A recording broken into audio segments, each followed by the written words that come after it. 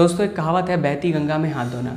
इस कहावत को अगर आपको मॉडर्न एग्जांपल देके समझाऊं तो आप ऐसे समझ सकते हैं कि जब से वेब सीरीज़ का ट्रेंड चला है तब से हर कोई वेब सीरीज़ की दुकान खोलने में लगा है। अब दुकान चलाने के लिए तो एक्टिंग, डायरेक्शन और प्लॉट का सामान रखना ज़रूरी है, पर कुछ लोगों को लगता है कि इससे भी ऊपर एक चीज़ है, सुपीरियर है, जिसको लगा के दुकान अच्छे से चलाई जा सकती है, जो है सेक्स सीन्स और इंटीमेट सीन्स।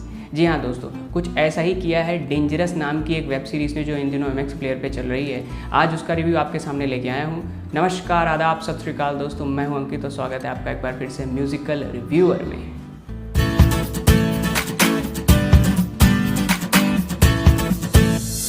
सबसे पहले सबसे ज़रूरी बात यह कि डेंजरस नाम की इस वेब सीरीज़ को आप MX प्लेयर में फ्री में देख सकते हैं बिना एक पैसा खर्च करें।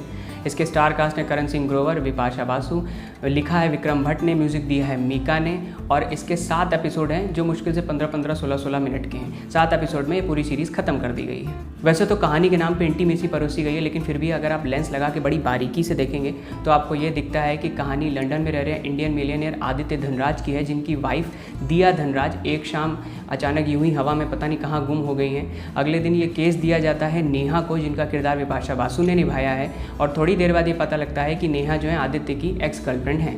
आदित्य की हाउसमेट गौरी से पूछताछ करने के बाद ये पता लगता है कि दिया और आदित्य का रिलेशन सही नहीं था, और दिया जो है वो एक ड्रग एडिक्ट भी थी, और जिस दिन वो गायब है उसी दिन उनका आदित्य से बहुत लंबा झगड़ा हुआ था। और दिया के साथ ही आदित्य का एक फ्रेंड विशाल भी गायब है, जो कि ड्राइवर भी था। थोड़ी सी खोजबीन करने के बाद ये पता लगता है कि विशाल किसी हॉस्पिटल में पाए गए हैं जख्मी हालत में, और दिया का किडनैप हुआ है। किडनैपर कॉल करता है और फिरौती की रकम आदित्य से मांगता है। थोड़ी सस्ती थ्रिलिंग दिखाने के बाद फिर सिलसिला चालू होता है बैक स्टैबिंग का, और एक दूसरे के पीठ में छुरा भोंकते हुए कहानी हो जाती है एंड। कहानी देखने के बाद आपके मन में एक सवाल ज़रूर आता है कि क्या कहानी के नाम पे किसी भी चीज़ को सेक्स का तड़का लगा देने के बाद आपके सामने परोसना सही है, और हमें उसे देखना सही है या नहीं सही, ये मैं आपके ऊपर छोड़ता हूँ। इस वेब सीरीज़ को क्यों देखें, इसका कोई निश्चित कारण मेरे पास तो नहीं है, लेकिन इस वेब सीरीज़ को क्यों ना देखें, इसके कई कारण मेरे पास है। सबसे पहला कारण है डायरेक्शन।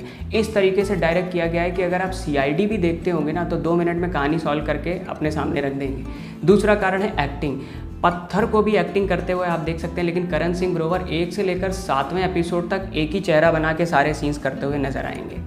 और तीसरा कारण है कान के पर्दे फाड़ देने वाला इसका म्यूज़िक। बेवजह गाने डाले गए हैं और घूम फिर के सारी बात इंटीमेट सीन पे आके अटक जाती है। आपको क्रोनोलॉजी पूरी रट जाएगी कि पहले कुछ ऐसा सीन आएगा, दूसरे में फिर गाना आएगा, फिर एक इंटीमेट सीन आएगा, और यही साइकिल चलती रहती है। और आखिर में मैं ये कहना चाहूँगा कि थोड़ा भी काम हो तो पहले वो कर लें, ना भी कुछ काम हो तो लूडो वगैरह खेल लें, लेकिन ऐसी वेब सीरीज़ से बचें।